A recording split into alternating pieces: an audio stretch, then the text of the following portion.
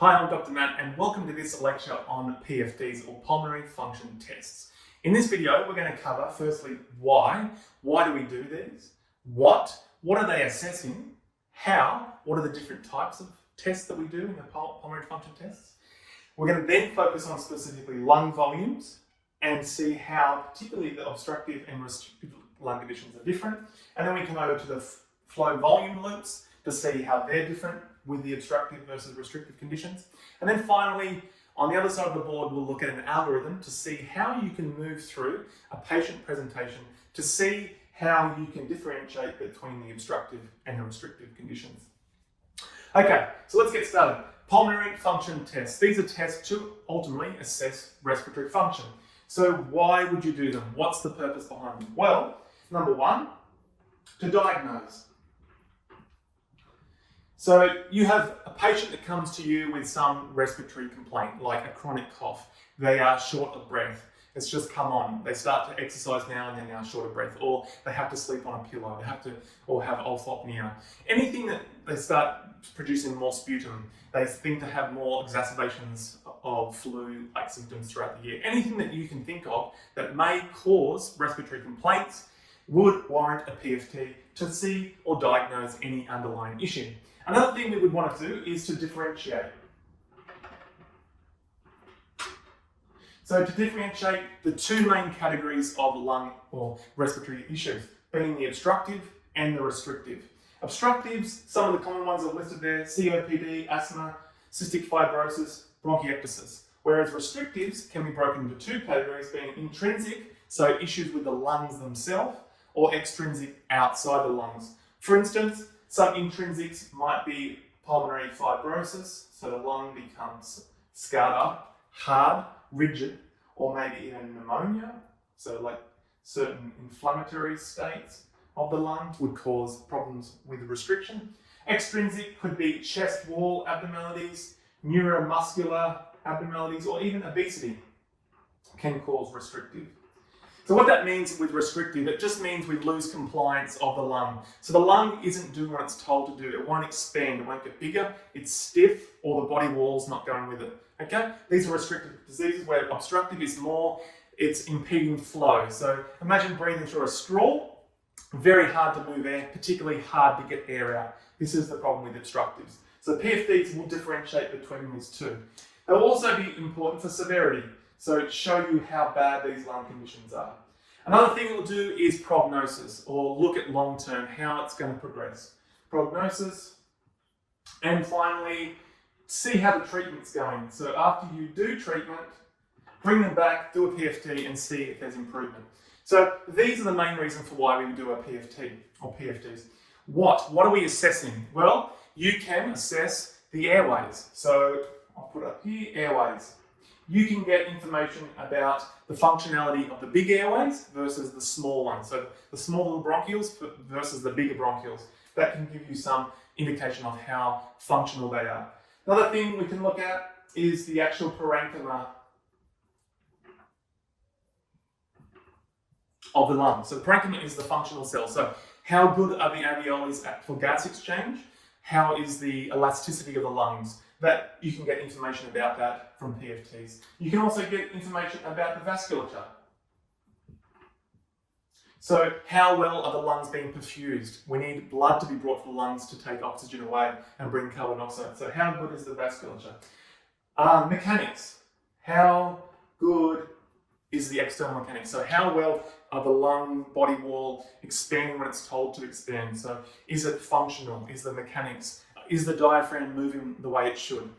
Are the muscles, intercostals, are the bones, are the joints working? So that's mechanics. And then probably finally, we could look at neurological.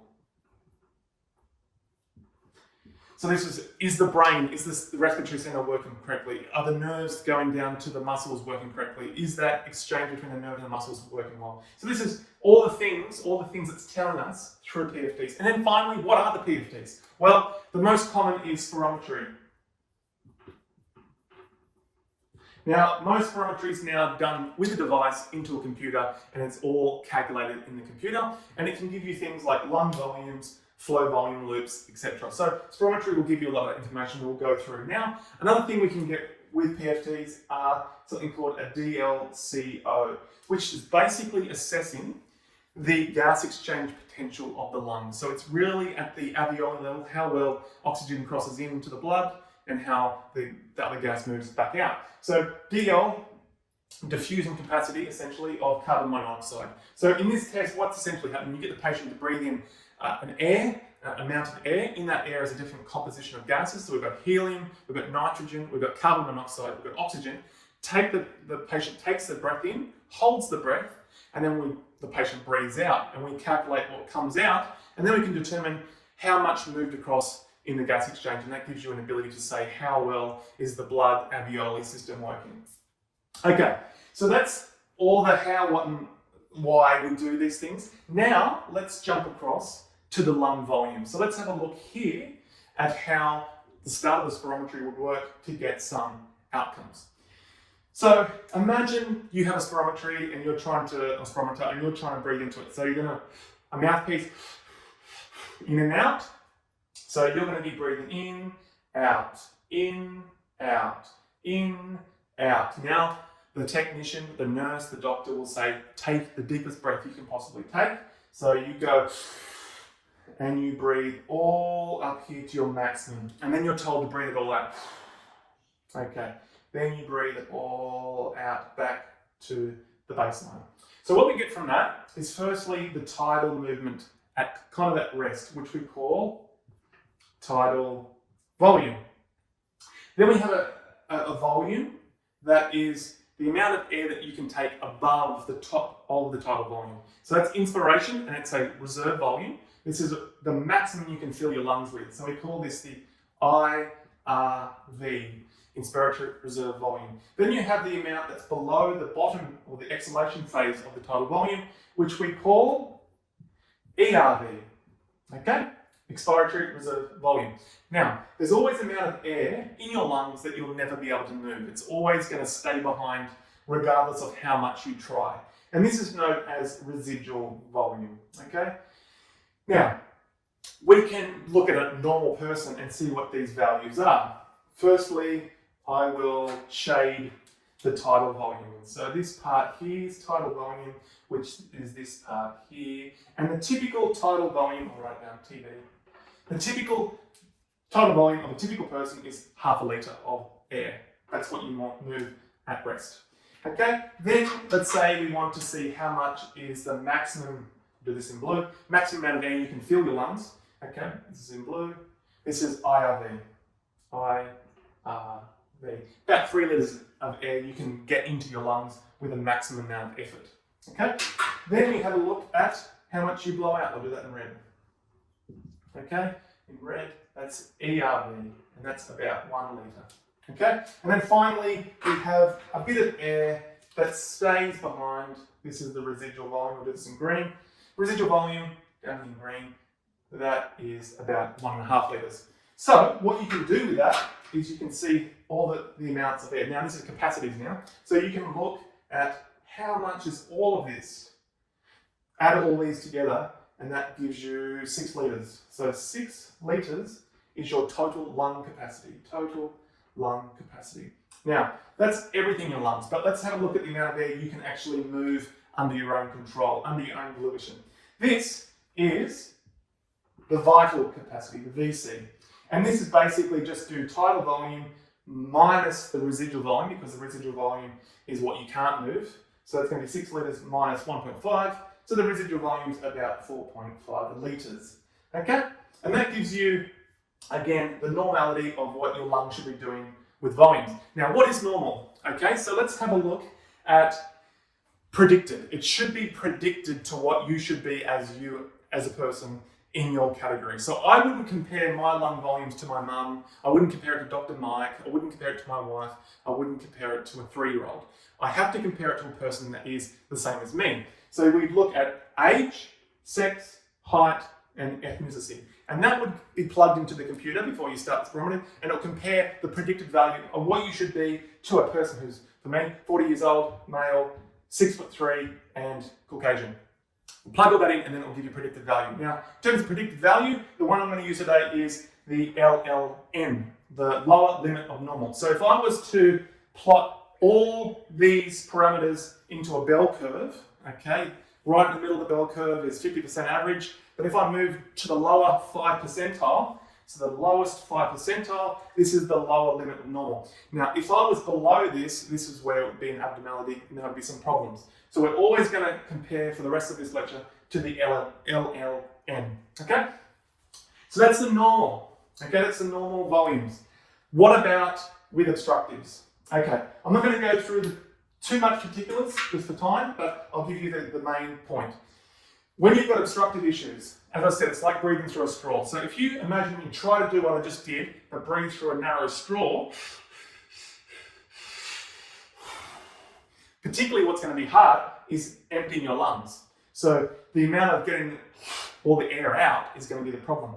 Therefore, what happens as the main issue, we retain a lot of air. We can't empty the lungs out completely. So what we actually see with the obstructive is we get a huge increase, at least in the moderate to severe obstructive conditions, a big increase with the residual volume. So the residual volume will actually increase. In this case, let's just say it increased to 4 litres. So now we've got 4 litres of air there, okay, that we can't move, okay? Now what that would do by putting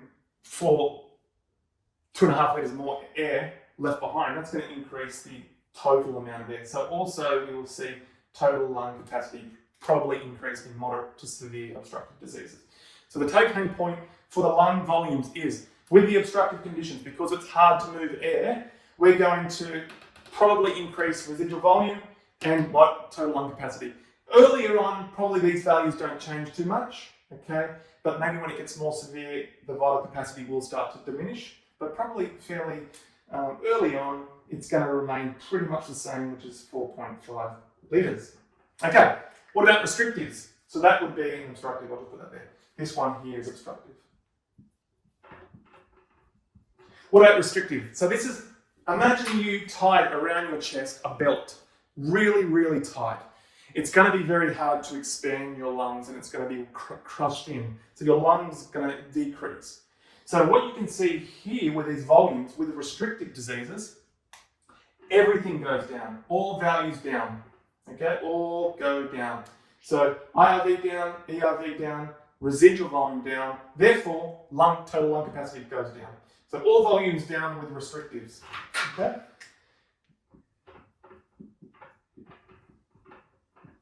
And remember, you're comparing against LLN. So it's going to be compared to your predicted values and then the LLN. Now, the main take-home point with restrictives is the main ones that are going to go down is the total lung capacity and also the residual volume. So these are the main two, even though we did say they all go down, but these two in particular are significantly going to go down. So almost the exact opposite to the obstructives. Now, this is lung volumes. What about, and this is a passive test, it's not an active test, it's not with time, it's just volumes of air. What about when we do it in time? So now we're going to go to the flow volume loop, still part of spirometry, okay, but now we're going to do it forcefully.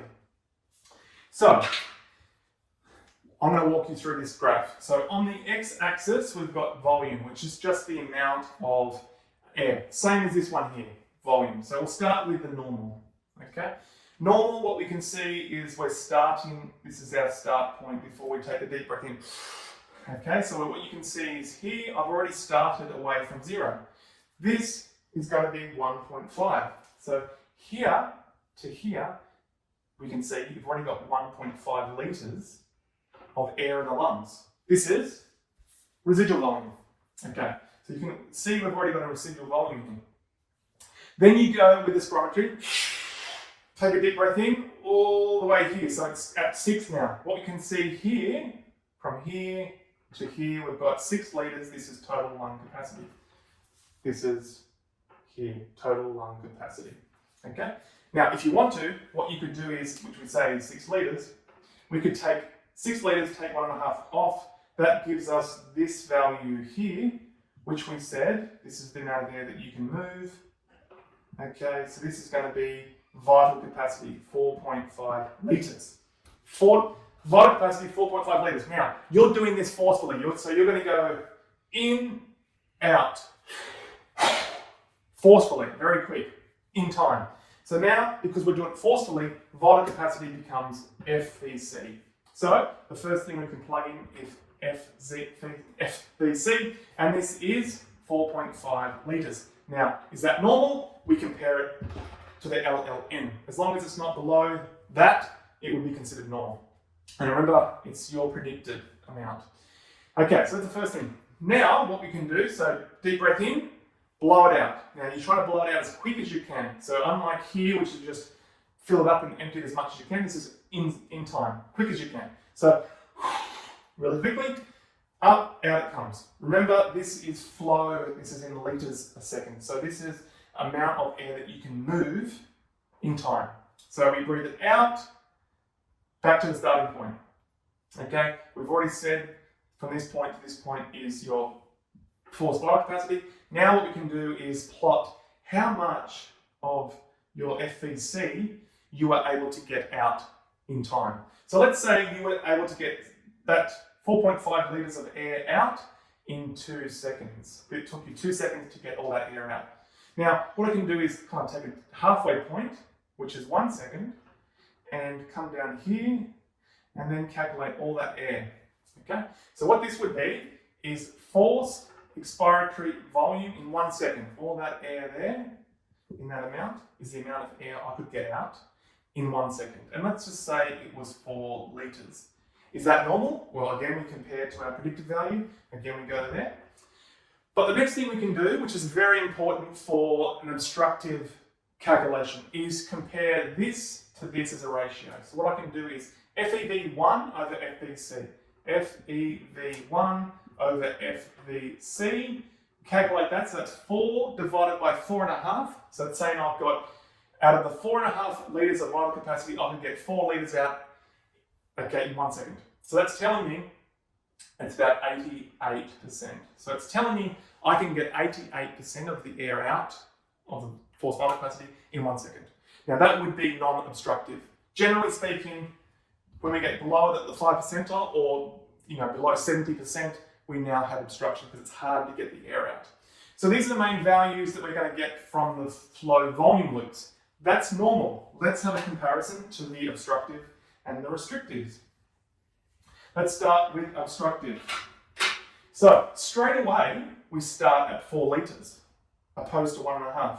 So what's the go there? Well, it's telling you that we have residual volume, but instead of 1.5, now we have 4 litres. So we have 4 litres of residual volume.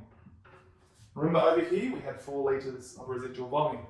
So that means once I take from the 4 litres, I take my breath in, fill it to 8 litres, okay?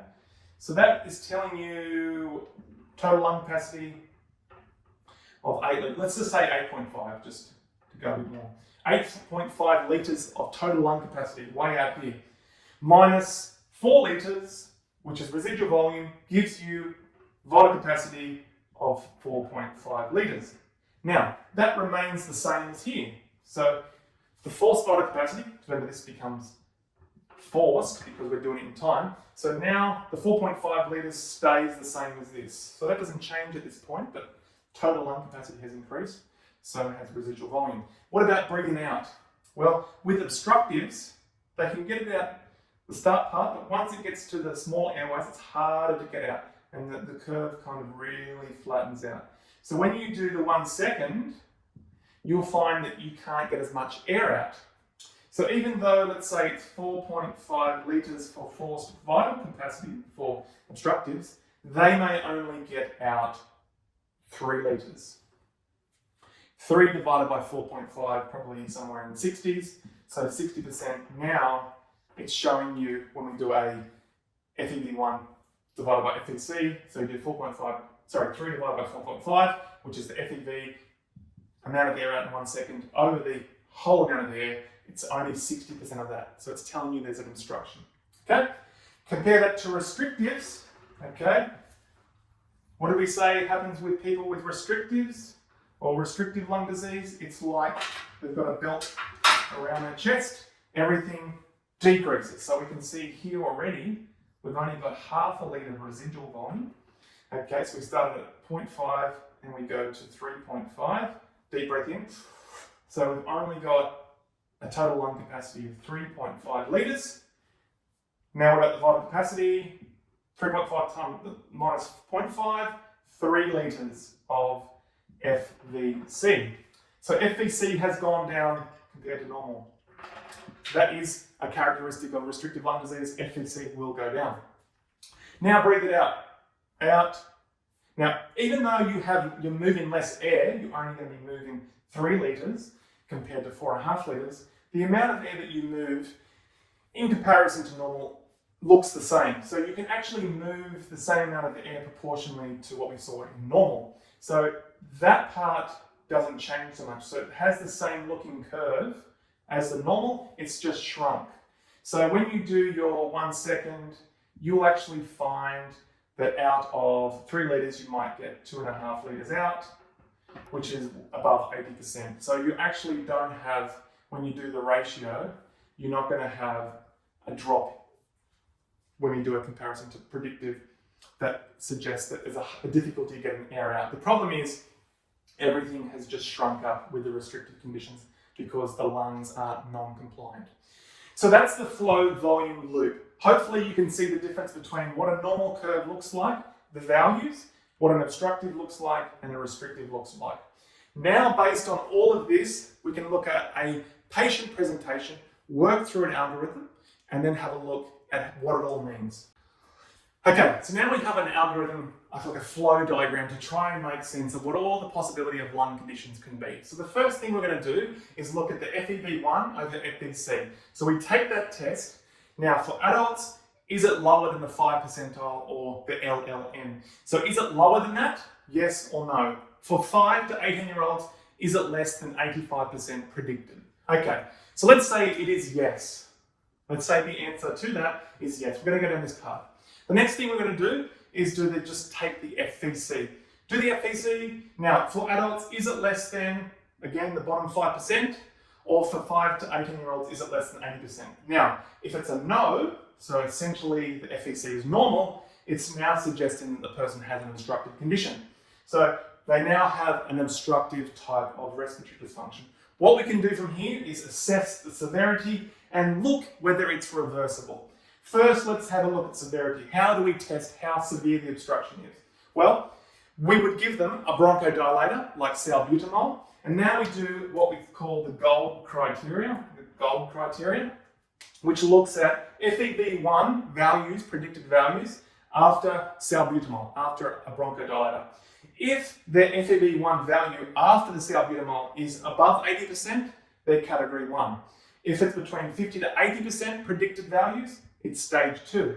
If it's between 30 and 50%, stage 3, and if it's less than 30% predicted, it's stage 4. So this gives you a category of severity of the obstruction. Now, is it reversible? Again, we would use bronchodilators. So it'd probably be working with this. So salbutamol is given, okay? Then we repeat, we look at FEV1 and FVC. Now, if there's an improvement, so after the bronchodilator, then we do this test. If there's an improvement of greater than 12% or 200 mils for adults, or just 12% for 5 to 18-year-olds, if there is an improvement, so there's a yes, it's telling you that the obstruction is somewhat reversible. The classic reversible obstructive is asthma. So there we have the first outcome of the PFTs, indicating that the patient may have asthma there. Let's go back a couple of steps and we go to the FVC. If we do have a positive for this, we come to the FVC. Actually, sorry, I'll do the no for the bronchodilator. So if there was a no, so there was no reversibility, that would suggest that the obstruction is more irreversible. Okay, so I'll come back to this point in a second. Back up to FVC. So we've done that to start with. We've got a yes, come to FVC. If there is a reduction, or if we're in the lower 5 percentile or less than 80% for a 5 to 18-year-old, if there is a yes to that, what it's going to suggest is there's a mixture. So there's a bit of combination between a bit of obstruction and a bit of restriction together.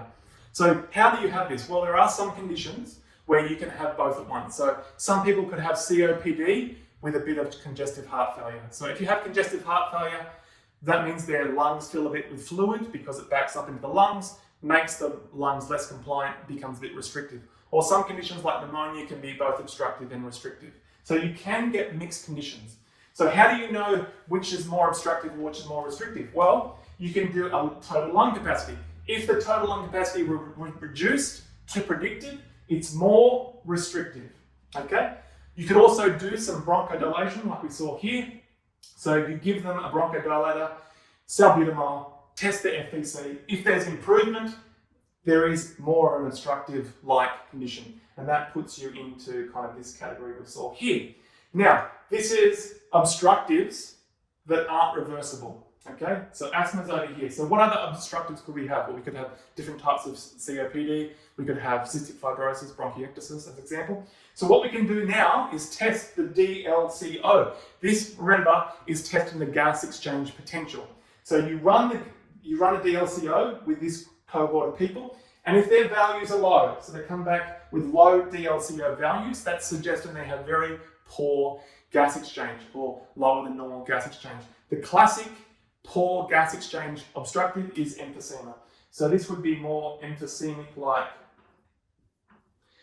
patients. Whereas normal DLCOs in the obstructive would be chronic bronchitis or asthma, etc. Okay, so that's that side done. Hopefully that makes sense. Now we'll go across to here. So if you were to do the FEV1 FEC ratio and you were trying to compare to the lower 5 percentile or less than 85% predicted for 5 to 18-year-olds, and it was a no, so we come back and there was a no, the next thing we would look at is the FVC. FVC, have a look at that value. Adults, again, less than the 5 percentile, and for 18-year-olds, 5 to 18-year-olds, less than 80%. If it's a no, that would suggest, at this point, that the lungs are normal. Now, before we move on and just say, fine, discharge, go home, or no problems, if the clinician has some suspicion that there's more going on, but it just hasn't come up with an abnormality, there are some things that can be done to bring on reactivity in the lungs. So this is what we call broncho-provoking tests. So we can give the lungs, we can get the patient to breathe in methacholine or mannitol, or get them to run on the treadmill, which may increase the reactivity to the lungs and actually cause a change in these values. So you might actually provoke the lungs to provoke a reactivity. And if you, after doing that, we actually see a drop in these values, there is the potential that there may be an underlying asthma going on. Another thing that could be done from a normal value, if you're still thinking that there are some problems with the lungs, is you can run a DLCO off the normal, and if there are a low degree of DLCO in the reading, it may suggest a vascular complication, so the way that the lungs are being perfused. So there's not so much problem with the lungs, but the way that the blood vessels are perfusing the lungs. Now coming across here, if this was a yes, so there was a reduction, this would suggest restrictives. Now, remember we did bring some restrictives across from this side. So now how do you separate the types of restrictives? Remember there is intrinsic, extrinsic restrictives. So what we do is a DLCO test here. Now, if it comes back low, remember low DLCO suggest problem with gas exchange. So this would be the intrinsic lung conditions of the restrictives like fibrosis or pneumonia, things like that, silicosis. Whereas the normal ones, so there's no problem with gas exchange, but we do have restrictives, could be problems with body wall, so problems with ribs, scoliosis, the way that the muscles are moving, the way the nerves innervate, so certain neurological conditions, and that would still be a restrictive, but we wouldn't have a problem with gas exchange. So there we have it. Hopefully what you've got from today, you now know what pulmonary function tests are, why we use them, what conditions, how we separate the different types of tests, what they mean, and then finally the algorithm to make sense of all the different possibilities and then how ultimately we can achieve a good diagnosis.